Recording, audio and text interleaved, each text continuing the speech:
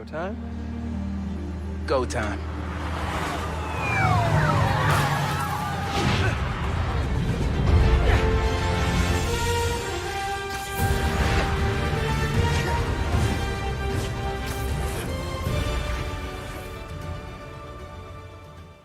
What is up, everybody? Welcome back to another episode, another installment of the Peter and Miles podcast. And I'm here, of course, as always, with my good friend, Miles Morales, a.k.a. RJ Strahan. What is up, brother? What's going on? What's going on? How are you doing? Good? I'm doing good. A little tired, but, you know. Yeah, as Spidey fans and just film fans in general, things could be better for us right now and just everybody. But yeah, we're gonna talk about a bunch of different stuff that's going on. What we got on the docket today. Well, we were gonna do our top 5 Spider-Man actors for like the third time, but of course, stuff happens in the world. The news comes and rumors start swirling, and it happens every time. Every time we're like about to do something that's like that we really like worked on and like we came with an idea, like a ranking. There's always some Spider-Man news that just drops, and we're just like, well, never mind then. I guess we're yeah, because like not we're talking about that. Before it was like the story trailer dropped, and we talked about the San Diego Comic-Con, and then the Spidey 4 Raimi Tobey Maguire stuff dropped, and we had to talk about that. Yep. So it's been pretty crazy the past couple of weeks, but it's coming. We're gonna try it for I think the third or fourth time. Hopefully that time's the charm. We're gonna try for this Sunday and get that out as soon as possible. But yeah, on the docket today, we're gonna be talking about the pre-orders for the limited edition console bundle and all that good stuff that went live today for the game, and we're also gonna be talking about the strikes for a bit that's going on in the cinema and pop culture world. And we're also going to talk about some really interesting concept art that was brought to light for No Way Home that really it's just interesting. And I'm wondering, it's got us wondering if it could be put to future use potentially for some of them, which would be super cool. So without wasting any more time, we're just going to jump right into it. Go to the PlayStation Direct website here, where this morning at 10 a.m. Eastern Time, 7 a.m. Pacific in the U.S., these beauties dropped. Where if you got a fat wallet, you could have gotten your hand. You can still get your hands on this because it's the only thing left in stock. But dude, let me tell you, the concept art for this console is absolutely nuts. What do you think about it? That's worth $600. Yeah. I mean, I already have a PS5, but this right here, you got a fat wallet, like you said, you're probably buying that shit. Like, yeah, like, and some people are saying, oh, it's overpriced. It's a kind of a waste of money. I'm like, not really. The console is $500 already. You're getting the badass controller, just adding more because of the design of Spider-Man on it. Yeah, and it comes with the game as well. Like, it's kind of worth it if you don't have a PlayStation 5 already. Yeah, like, just save up. Like, we actually know somebody that's, like, saving up for it. So, you probably bought this. Who knows? But yeah. But what I did like is that the guys over at Insomniac, Sony, Marvel, they were thinking about the many fans who are fortunate enough to have a PlayStation 5 because it's really cool of them to release the controllers and just the covers separately, which I thought was super cool for both editions, the non-disc and the disc version. I was contemplating getting the covers, but I heard those all 3 of these are sold out. I was really contemplating getting the covers, but I'm like, no, don't do this. I only ended up going with the controller.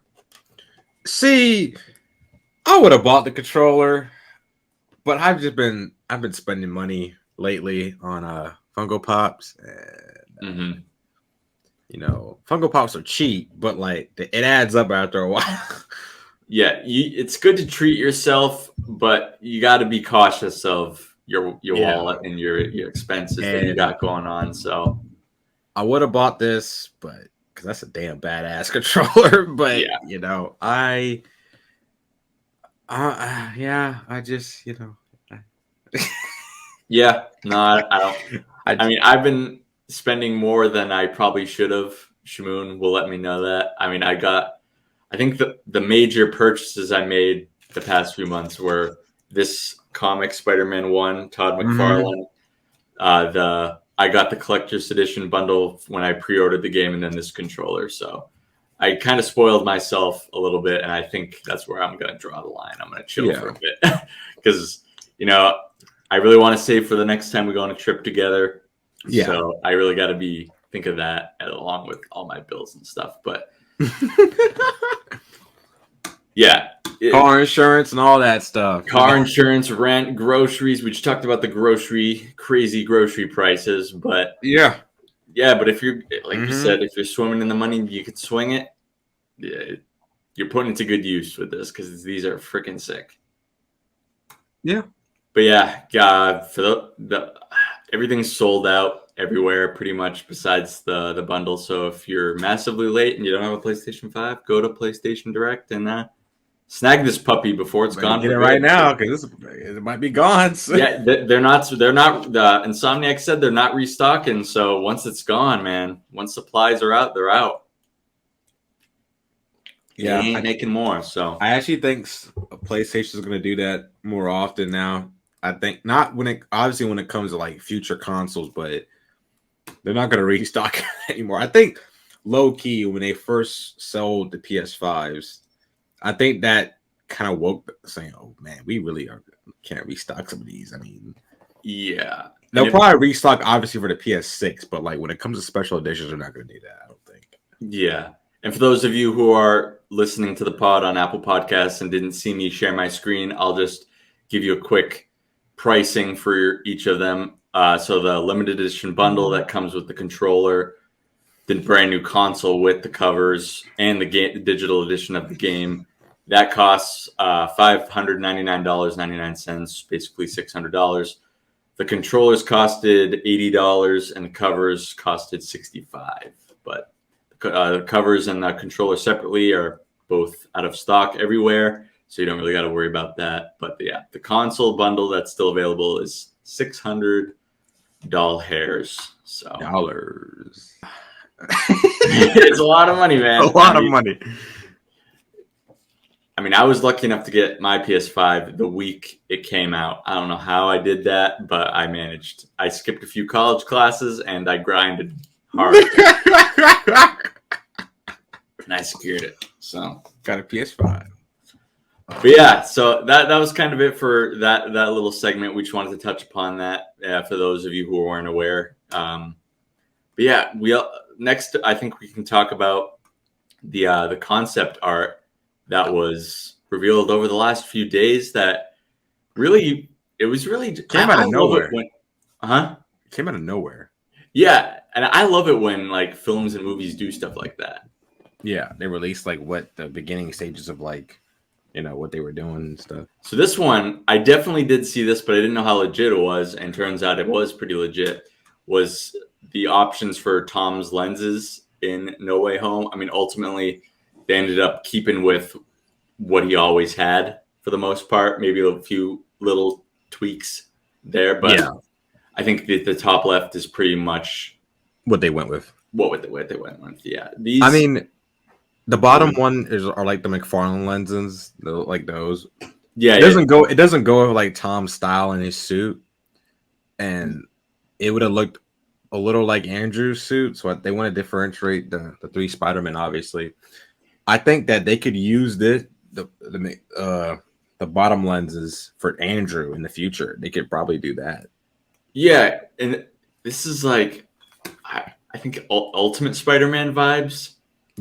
Yeah, and I agree. I think sticking with what worked for Tom was perfect because then they each had their own signature style lenses, Now I do see them using the second row to left. I can see them using that for like maybe like a stealth mode or something in the future. Like he kind of like closes the lens or something like that. But I don't want them to change Tom's lenses. I think those are perfect, especially for like the new suit that he got at the end of No Way Home. Like, just stick with that. Like, I don't. Yeah, and just keep making little tweaks. I mean, like this isn't much, like too much of a difference. I like these a lot in the top right.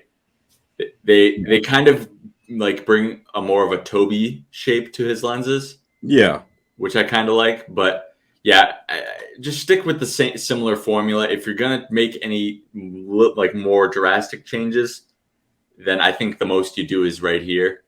But yeah, I do like Tom's classic lenses. I think, and it's no coincidence they're as close to the original comics as we've gotten on screen before. Yeah, I agree.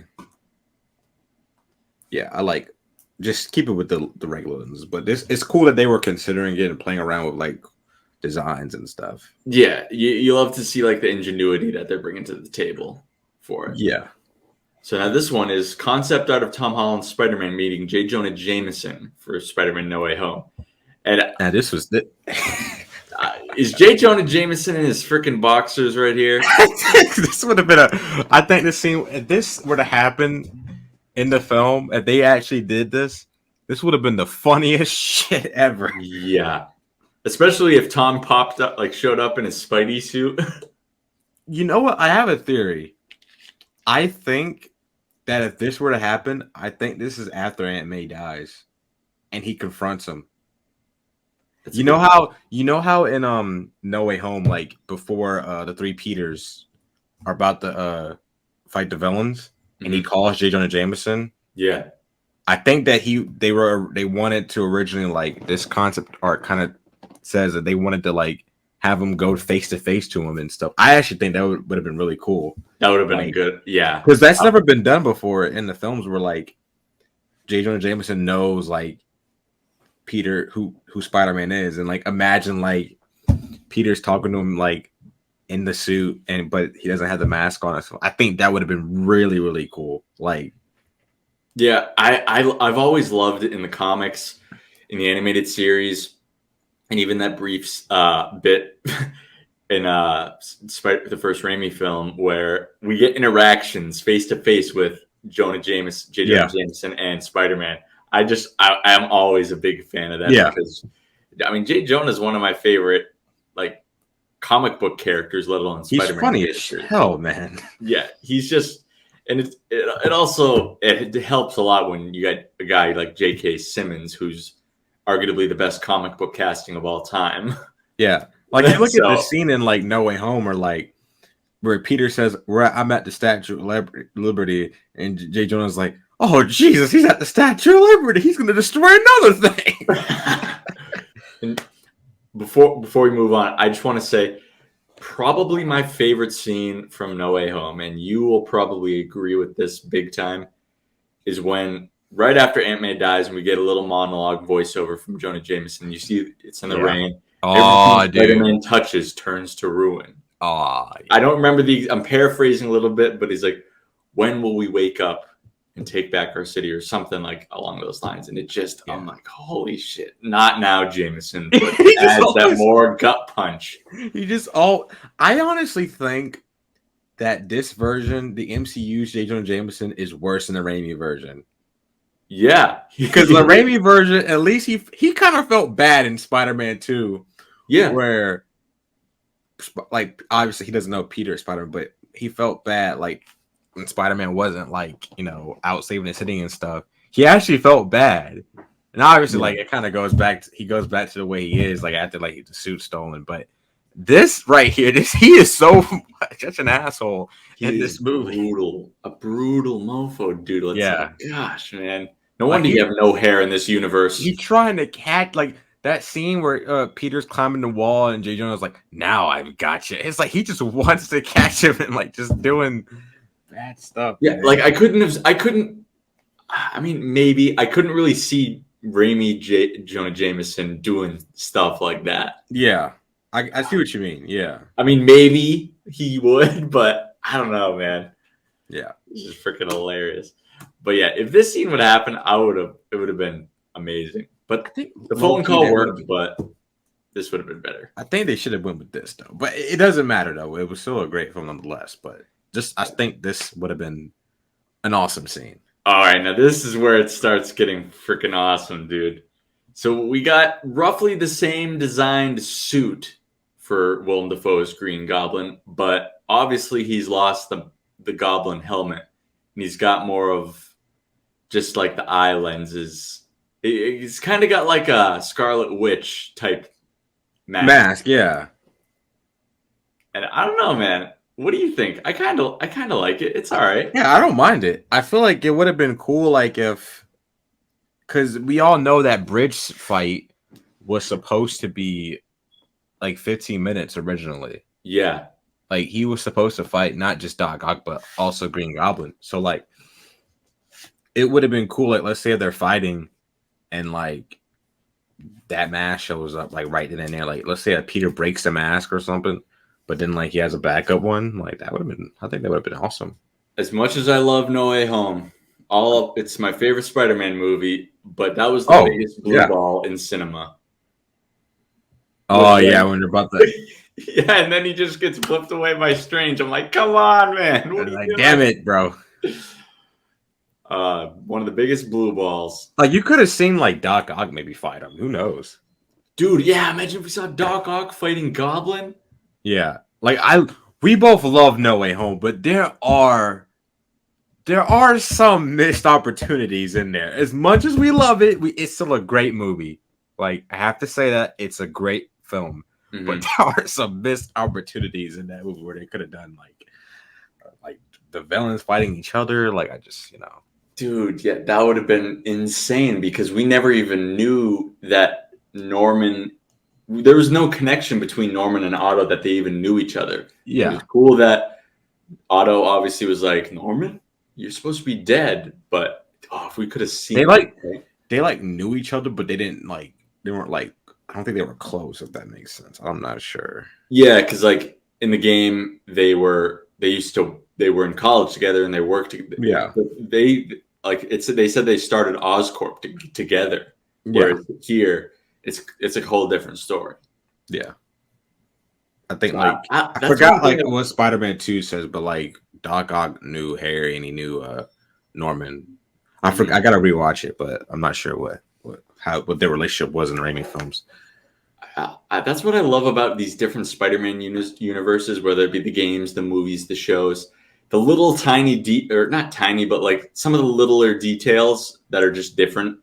Yeah, I love like that was like a brilliant idea to have. Oscorp, in the game, Otto's like, I'm half the reason it's called Oscorp. They used to call us the O's in college. I'm like, that's kind of a clever detail. Yeah, this mask is interesting. I kind of like it.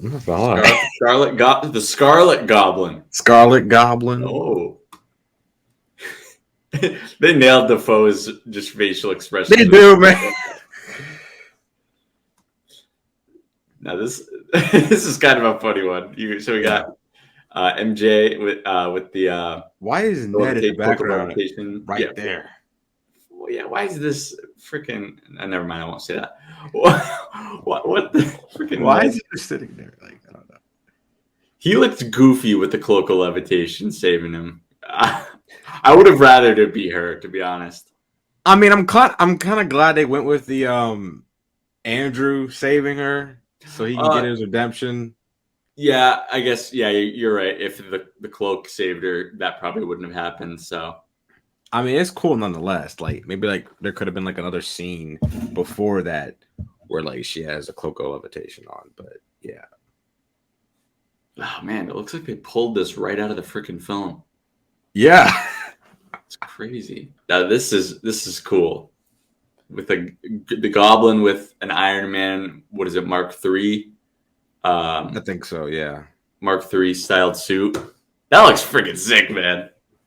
It looks good. Don't get me wrong. It looks badass, but I'm glad they didn't do this. Yeah. Because it's too much Iron Man. too much similarities. Like Goblin has his own tech and his own suit. You don't need to be mashing them. I do remember way before the movie came out, like there were like some plot leaks or rumors saying that like he was gonna like use Stark tech Oh in yeah. the movie. I'm so glad they cut that out. It looks like a drone. Is that like one of the drones from Far From Home that like on the Here. glider? That kind of it kind of looks like it. Dude, if he used that, oh my god. Green Goblin would have been OP, bro. Dude. So and as cool as these concept suits are, I am so glad. You will probably agree with this. I am so glad they stuck with the original for the final fight scenes, with just the hood. I mean, this is like, I think that this would have been like, a play on like, because Norman in the comics, he leads the Dark Avengers and he uses Stark tech for that. So I think that's like a little play on that, like a little Easter egg maybe. Mm-hmm. But I'm glad that they went with the final version. Yeah, me too. I wonder if they would have went with this, would he? Where would he get it? Would it be the tech that Happy was holding in his apartment? Maybe, but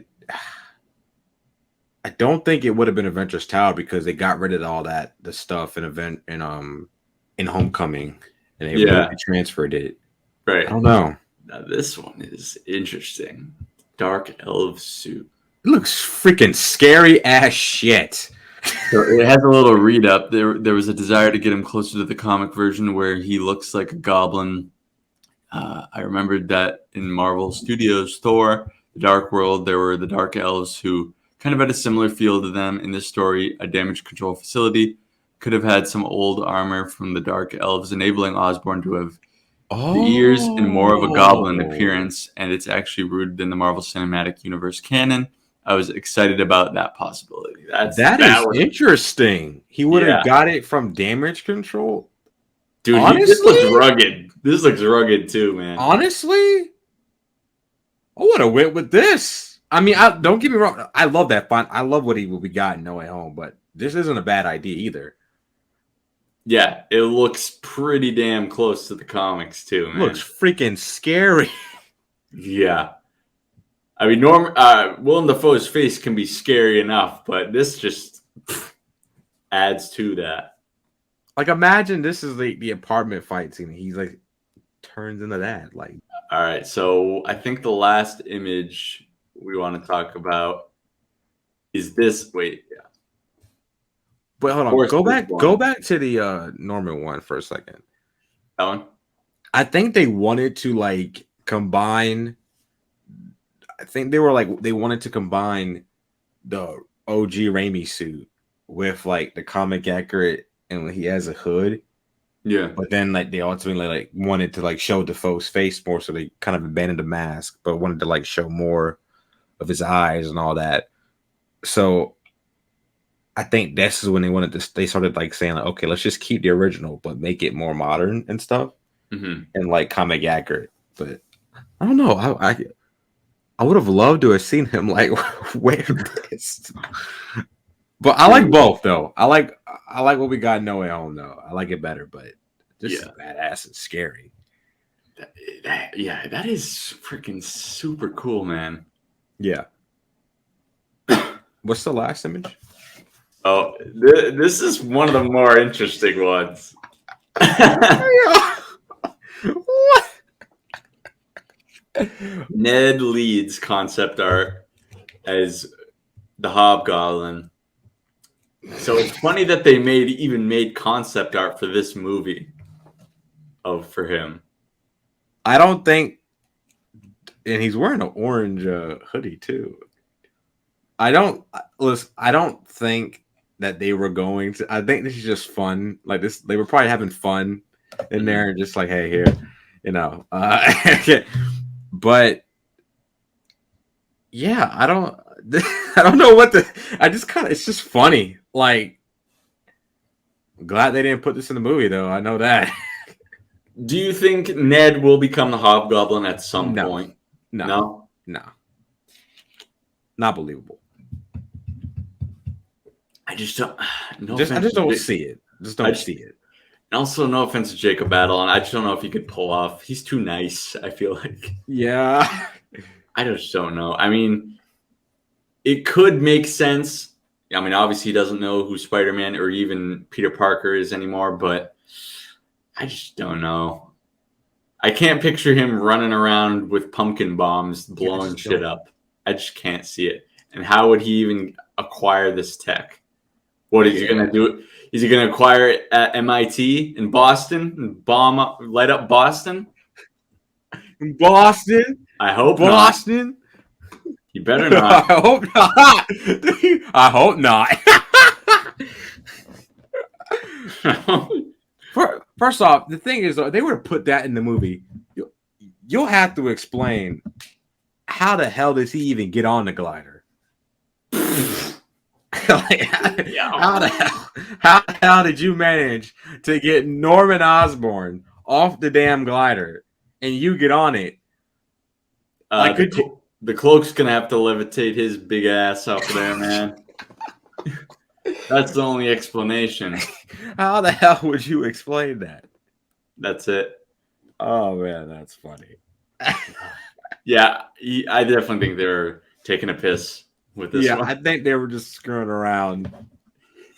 It would have been. Honestly, though, they should do They should just release like a little footage of him like on the glider. Like maybe he can go to the Sony Pictures lot one day, and Jacob like just gets on the glider and they just he wears the same hoodie as this concept art and he's just doing that, bro. That would have been funny. Yeah. Glad it's not in the movie, but this would be like a funny like skit to do. Yeah, it could be like a behind the scenes. Like imagine he's like putting on the hoodie. Oh man, that's funny. Which one's your favorite out of all these? Would you say the Dark Elves one? Yeah, this one right here. Yeah. But could you imagine if he combined the drones from Far From Home? Oh man, that would have been Jesus. As if it couldn't get any more frightening. It could. This mofo would have had like drone, like weaponized drones and the glider, like that would have been insane. Man, Jesus. OP asshole. Like he does look good in that suit, man. He does. But yeah, I'm glad they kind of went away from the Power Rangers-esque suit. I will say this though, like if it was like the second one, it looks really good. If they what? If they went with the one with the purple and green, yeah, it looks good. It looks good there. All right, so I guess we can jump into our last topic, which is, of course, about the strikes. Most of you have probably heard about what's going on in Hollywood right now. Not good. So for those of you who have been living under a rock, besides listening to this podcast, basically, most productions have. RJ could probably explain this better than I could because he's more. RJ's a writer, an aspiring writer as well. So, but basically, the Cliff Notes version is most productions for films and TV have been halted and have been further delayed to some of them that previously had release dates don't even have release dates now. And if they do, they're not till late 2024 or maybe even 2025 and onwards. Yeah. Basically, there's the Sony, Netflix, these big production companies are being stingy, greedy mofos and not paying these writers. Greedy mofos. So basically, there's two things going on right now in Hollywood. Writers and actors want to get paid fairly, and when it comes to there's a thing called SAG, that's Screen Actors Guild, that's the Actors Union. Then there's the WGA, Writers Guild of America, and that's where if you're a writer, actor, you get a part of those unions. Like when the more projects you do and all that stuff, and the more big projects they take you in and stuff, and make sure that you have like a fair deal and stuff like that. It's kind of like one big agency, if that makes sense. It's like a blanket. Like a whole. Yeah, it's like a blanket over the But actors and the writers. so basically, writers are not getting paid fairly, and when it comes, like they're getting like the bare minimum of like a percentage of like takes. I don't know like the detail of like all the money and all that stuff. I just know that their pay is like the writers' pay is not. Writers have been historically they don't really get paid that much. Like when it comes to like if you when it comes to like films, TV, writers are the ones that make everything go. You don't have writers, you don't have a picture. So writers, directors, and actors. Out of those three, specifically, writers, directors, and actors, writers get paid the least. Mm-hmm. So when it comes to what's going on now, it's just if writers are not on set, they're doing strikes. You can't film anything. So like, okay. I mean, you can't even like projects are being delayed because strikes going on, and the strikes are for a good reason because these studios do not want to pay writers at all. They want to give them like just the bare minimum, and these studios are like billionaires, and they just make like these execs. They just get it's just one big mess. Like with Hollywood right now, it's just the fact that I'm an aspiring writer, and this pisses me off because if they don't get this, if we don't like get this fixed, person like me, I'm not gonna get paid fairly. Like if I eventually become like a writer, like I'm not gonna get paid fairly. But it's just one of those things where you got studios delaying projects. That's some Spider-Man projects got delayed today and stuff, and I just don't understand like why they won't just pay the actors and writers. Like these studios make so much money, and it's ridiculous how they can't even they just can't pay writers a fair amount, and they can't pay actors a fair amount. And the thing about it with the actors, not every actor is paid fairly. So that's why most of the big name actors you see striking out there, because they are in solidarity with like, as Spider-Man would say, the little guy. Because some actors, they get some of their they get residual checks, and some of them, like as streaming has kind of like made their way into the industry, and cable's kind of dying out, those residual checks are just not there anymore. So like let's say for example, if for audiences that don't know what that is, a actor, like let's say Charlie Sheen, right? Just for example, he gets residual check. He probably gets I don't know, but he probably gets residual checks based on like how basically you get residual checks based on like when it airs and stuff like that, like reruns and all that stuff. So, but a lot of them are not getting paid that much. They're just getting paid like little bits now. And because like the industry has changed with like streaming and stuff like that. And the thing about streaming, some of these streaming platforms not even like telling you like they're not very truthful on like their data on like viewership and all that stuff for their TV shows. Like Netflix, they kind of bullshit their way, like, oh, this is the number one thing right now, and it's like the next day something else comes along. But that's just a brief summary of what's going on right now, and it is just pathetic. Like how writers are not getting paid fairly, and it's just ridiculous. Without writers, you don't have films and TV shows. There's no Cobra Kai. There's no Spider-Man. There's no like anything. Like even the shows that like that I don't even care for. Those writers deserve to get paid. It doesn't like I've seen people online, and like the discourse around this is just bad. Like there's people saying, well, these writers are just not doing a good job right now with some of these movies and TV shows that are coming out and stuff. It doesn't matter. We know who's talking about that. We know someone. But if you it doesn't matter. I don't care how bad a TV show is. If you wrote that and somebody hired you to write it, you deserve to get paid. It doesn't matter how bad it is. I don't care how bad it is. It doesn't matter. We the discourse surrounding this is truly, truly awful. And there is just one thing that needs to happen. Writers deserve to get paid. That's a simple fact. There is no in between. Writers deserve to get paid. Straight up. That's it. The thing that really baffles me is what are these companies, the big production companies, trying to accomplish here? You're shooting yourself in the foot. Yeah, and also, I don't know if you heard, but there's reports that this strike could go on to like October, November.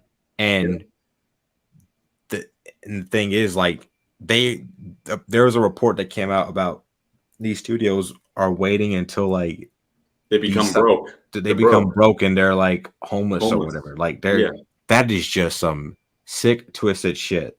Like they are that cold. Like that is the dirty side of the industry. Right? And they're even starting to think about just straight up firing people. Yeah, like like Tuesday they might like get rid of like these exclusive deals.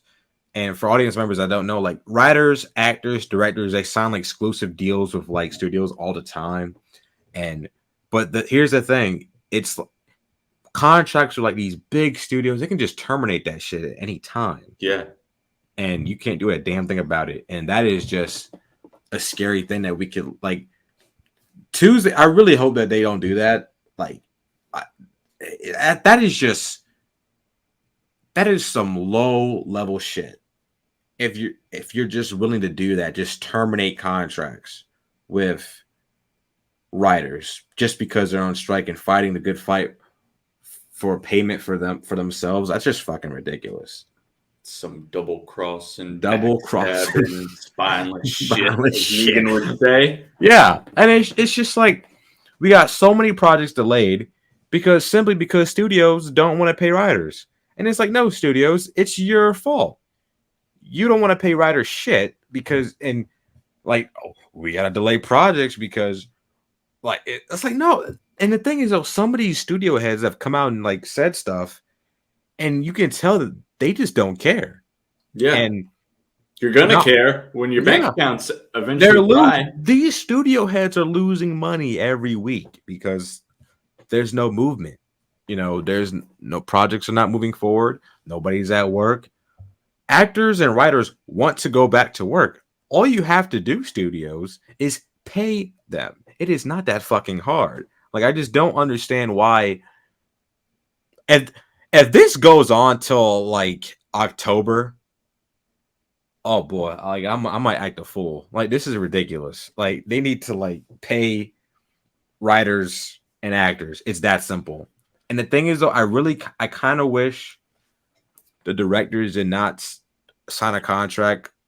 They didn't like sign that contract yet, because if the directors went on strike with actors and writers, then I think Hollywood would have been really screwed, because like studios would have really said, okay, let's figure out a deal too. But it's not even just about the payment that we're fighting for. It's the fact that AI.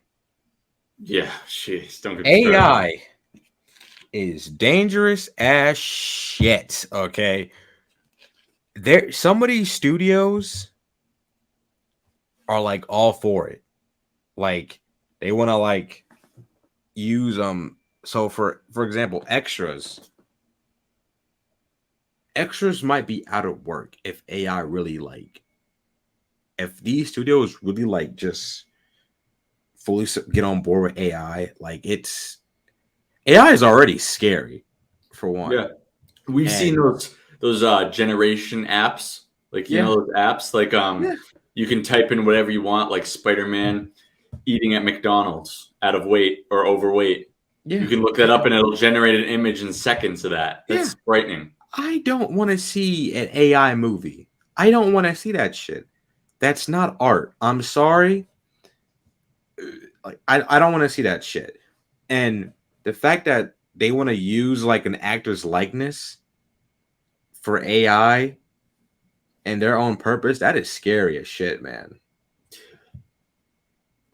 Like it's literally like doing an AI generating an AI image, and saying, I created this picture. No, you didn't create shit. The AI did. Like, you're not and generator creating did or anything whatever at the this hell it point. is. Like, yeah, and that is just a scary thing that they really want to use. So basically, like, if you're an extra in Hollywood, what these studios were proposing for some extras is that, okay, you come in for like a day's work, and like the AI generates your body, your face, everything, and then it can use it forever. You get like a check for that. You get like a day's check for that for the rest of your, like, and you don't get anything for the rest of your life, and that's just ridiculous. Yeah, because the money is nice, but you want to be there to do the work. This work isn't a job for people in the industry. They're in the industry because they love doing it.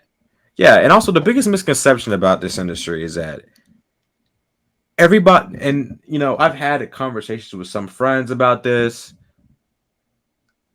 Not everybody that's an actor or writer or director is an automatic millionaire. That is not how it works. Right. Not everybody is making DiCaprio type money.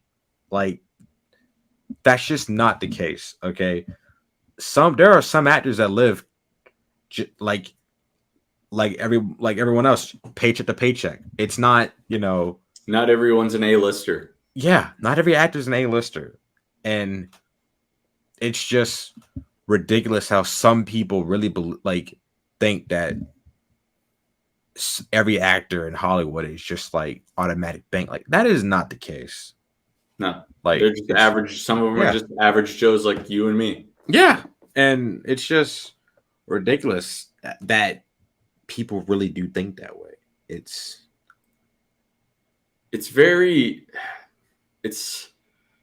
They're not being like, what's the word I'm looking for? They're not sympathizing with other people. Yeah, they're not being sympathetic. It's like, you can't just look at it like, oh, well, this actor is not good, or why is he on strike? It doesn't matter. It doesn't matter. It's because it's all subjective. Yeah, someone out there enjoys their work. Exactly. Film is it's not. It's not a surefire thing. Yeah, exactly. Like, it's not. If somebody might think Oppenheimer's terrible, I like Oppenheimer.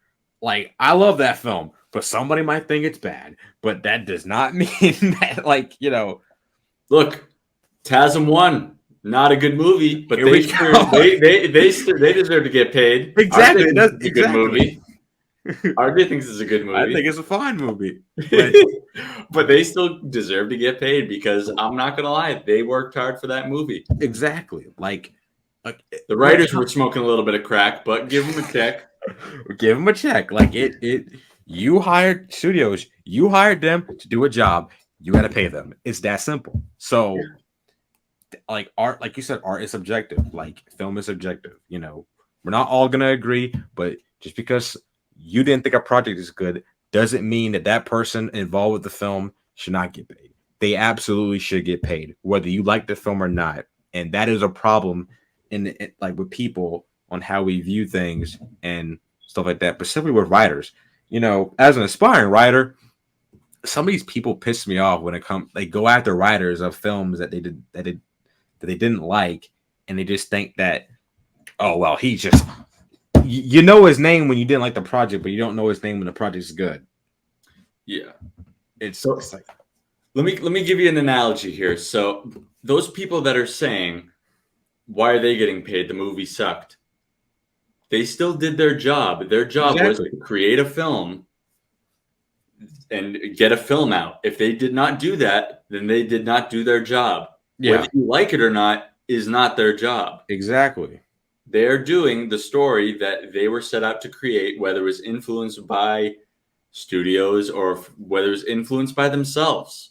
Yeah. That their job is to write the story and get it done on schedule so that they can go to production. Yeah, like it's not as cut and dry okay, if you're working at a grocery store, you have to get these shelves stocked, and if you don't do it in the allotted time, then you're not doing a good job. It's not as cut and dry like that. Yeah, People are it's making not it as out cut to as be, dry. oh, if Yeah, the product and is not good, then they didn't do their job. They got the film out. there's like a whole process. There's a whole process of making film. There's a cast, there's a crew, like they got crew members on set, the actors, directors, writers are on set. Like it's like people just don't understand that. Like there's a whole process, You it's just ridiculous how we really have to have these discussions with some people that are not intelligent on this type of subject. And Mhm. I've had multiple people and stuff like that. It's like pay the writers and pay the actors, and we can get back to work. That is all. Like Because with this happening, nobody's winning. The nobody. studios aren't even winning. Yeah, They're exactly. going to be losing in the end, like in the long run. Yeah, exactly. They're not going to have any projects, which means they're making no money compared to just a little bit less money than they would get for just paying the writers what they deserve. Yeah, you would think from a studios like they're so like greedy and stuff. You would think that they will shit their pants by losing some money every week, but they just. I mean, I know it's nothing to them, but like they're so greedy and shit. Like it, dude. Like, bro, you're gonna be going from no money at all. Yeah, just take the short little pay cut and just pay them a little more instead of making nothing in a few months. That's literally all what the writers are asking is just pay more. That's literally it. I don't. And the thing is, they're not even negotiating. The SAG and the WGA, they're ready to negotiate again, but they're like, nah. Studios are like, nah, we're not going to negotiate. They think this is a dick measuring contest. Yeah, it's like what's your point? You're trying to prove that you got big balls or something? Like I just don't understand it. It's ridiculous. Like there's no content for people to watch. Like films are supposed to be an escape for people. What happens when there's no new films coming out? Like what? Yeah, like what are you gonna do? Like Oppenheimer, like there's not gonna be premieres right now. Yeah, actors can't go to premieres. Cinemas might go out a bit. Some cinemas might go out of business again. Like already happened. But we're just recovering from COVID shit. It's like COVID all over again. It's ridiculous, man. It never ends, man. But can we please just like just don't understand it, man. Nobody is winning. Like you think you're winning. You're not gonna win. You're not winning, bro. I just don't understand what these studios are thinking, man. You can't have your cake and eat it. Like, man, we can't. This affects Spider-Man too. Like, we can't. It's like I'm hoping Spider-Man 4 does not get delayed, but it might be. Yeah. Oh, yeah. Because what we saw a tweet that Spider-Man across or Beyond the Spider-Verse. What did it say? 2028 at the earliest. It might. Yeah. It might be that. Yeah. That's awful, dude. It was supposed to come out in spring next year. Which I would, even with the strike, I don't even think it would have came out that year. I think it would have came out like the year after, probably. But yeah, it's just what the hell, man. Like we, like RJ and I we're baffled. It keeps getting worse. It keeps getting worse. I don't know how it is. And like Deadpool 3 was supposed to come out next year, May. And yeah. Like, what's going to come out next year? I don't think anything is confirmed for next year. Also, we're big Cobra Kai fans. We're not going to get season 6 for a while. Yeah. 2026, I would say. Maybe 2025. Yeah. Depending on how much longer this shit goes for. Yeah, and also, what's also happening is that this is also going to affect box office numbers for future projects, because what's happening now, and especially this year, like movies like Indiana Jones and The Flash flopped. Like, not The Flash, there's a bunch of reasons for that to flop. Not going to go into detail, but it's some of these studios are releasing blockbusters close together. Yeah. And some projects are getting more affected than others. And I have a bad feeling that that's going to happen again because you don't want to pay writers and actors. It's a pattern at this point. Yeah. Ah, man. We went on like a tangent, man. Yeah. Well, yeah. You guys can hear it in our voices. I'm sure you guys, if you're obviously you're massive Spider-Man fans, so you're obviously a fan of films to some degree, and the less Spider-Man, less movies, it's not going to make anyone happy because for some people, movies are all they got. For some people, I mean, movies are important in our lives. So we got other things, but movies are all some. It's people our have. number one thing. Yeah, and you just hate to see it go this way. Yeah, and it's really tough. And I think unless you're smoking crack on that crack pipe, you probably think that we should be paying the writers. Sorry, I'm a little bit tired, but they should be paying the writers. Just pay the writers. Like, it's not that hard. Stay off the crack. Stay off the weed. Stay off all that stuff. Just pay the writers. It's not that hard. Then everybody can get back to work. Everybody can get back to work. We can have more projects to be looking forward to. Everybody will be happy besides the big production companies because fuck them right now. Even movies that have already done filming, they're just doing promotion. They're getting delayed because of this. Yeah. Has Blue Beetle even gotten delayed? No, that's coming out. Okay. They put too much marketing in it. Well, not really, I guess, because they haven't marketed shit about that movie, but it's coming out like next month. Mm-hmm. I know. I just didn't know if it got affected or. I think delaying it would be like, I don't know, but on that note, pay the writers and actors. Just pay the writers and actors. Just pay the writers. Just do it.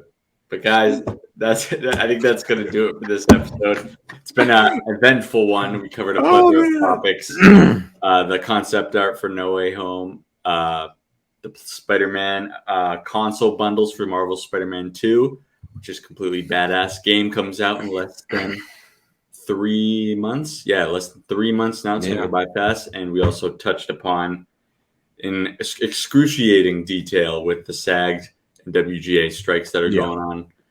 We're about to enter month 2, 3. We're about to enter the third month of this already. strike. Wow. Yep, it was May 2nd. It started. That's right. We're about to enter month 3. So hopefully it does not go to October or perhaps longer. We are desperately hoping that fair deal can be reached as soon as possible. Wake up, Sony. Wake up, Disney. Wake up, Wake up, all you pieces of shits. Come on. Like the bitches. Wake up. The bitches. Like, you're going to be losing even more coin. Pay the damn writers. You'll be millionaires before you know it. They already are. Well, they are. Well, some of them are billionaires, and they will be millionaires soon. And then broke bitches. Broke bitches. But guys, that's going to do it for this episode. Stay tuned for our ranking of all our top 5 favorite Spider-Man actors. That's going to be a fun one. See you in the next one. Keep whipping. Pay the writers. Pay the writers. Do it now.